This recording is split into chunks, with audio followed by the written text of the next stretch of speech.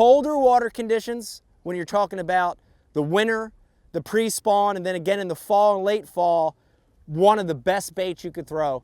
I'm going to go over this thing from top to bottom and talk about the important elements of jerkbait fishing. You know, the first one's the bait. You know, I like a bait that has a couple key elements to it.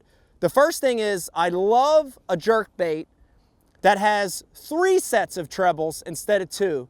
You know, a bait with 3 sets of trebles is going to give you that much more of a chance to catch that fish. You know, the other thing I like is I like the jerkbaits that are slender and that are very much bait fish imitators. This is one of the brand new Rapala Shadow Wraps. If you look at that thing, it's very slender and a very natural patterns. I'm going to be able to imitate the forage that I'm after. Next thing I want to talk about real quick is the line, the rod, and the reel. You know, jerkbait fishing is a technique where the movement of the bait and the buoyancy or suspension of the bait is very critical. And because of that, about 80% of the time when I'm fishing a jerkbait, I'm going to use fluorocarbon. I'm going to use a fluorocarbon line. And fluorocarbon is a dominant line for this technique because it's a dense line and it sinks. A sinking line on a suspending jerkbait means better action and it means better suspension of that bait when it sits in the water. Rod, reel, and line. You know, rod choice, real important in jerkbait fishing. And when I'm fishing a jerkbait, I want a little bit shorter rod. I'm going to use a 6'4" to 7-foot rod, but that 6'4", 6'6" length is perfect. And I want a rod that has a shorter butt section. Look at this, look at the bottom of that rod, look at the butt of that rod. It's really short. And the reason I want a rod with a short butt section is when I make that cast, and we're going to talk about cadence in a second, I don't want a really long butt sticking out here where my arms are out here. I want to be real close to my body. This is a wrist technique, it's a twitch technique, so a short butt is important. The other thing is the action of the rod. Keep in mind, it's a treble hook bait, so we want a rod that's a softer rod.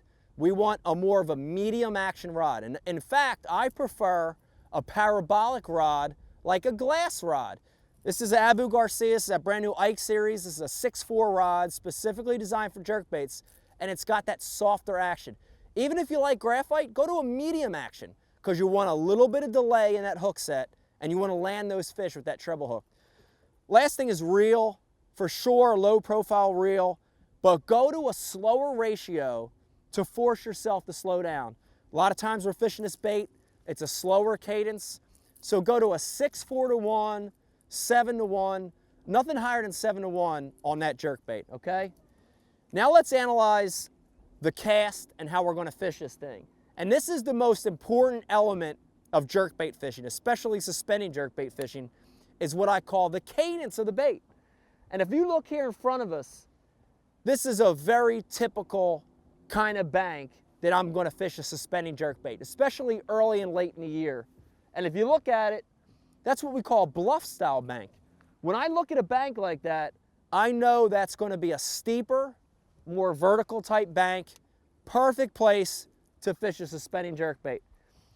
And as I approach that bank, I want to make a long cast. I want to be able to bomb that thing out there. And when that thing first hits the water, I'm going to crank that bait down about 8 or 10 or 12 times. And that's going to let the bait achieve its diving depth. Then once it gets there, I really want to focus in on this thing called cadence. And the best way I can describe to you what cadence is the rhythm of the bait. It's almost like music. If you were to close your eyes and think about a song and that beat, that's what we want to think about when we're fishing a suspending jerkbait. And I'm going to start my cadence by giving it some snaps and letting it sit. I'm going to give it some snaps and I'm going to let it sit. And I always want to change my cadence about every 10th or 12th cast, okay? So my first 10 or 12 casts, I'm going to throw the bait out. I'm going to reel it down 8 or 12 times. I'm going to snap it 3 times. I'm going to let it sit 3 seconds. 1, 2, 3. Snap it a couple times. 1, 2, 3. snap it a couple times. 1, 2, 3.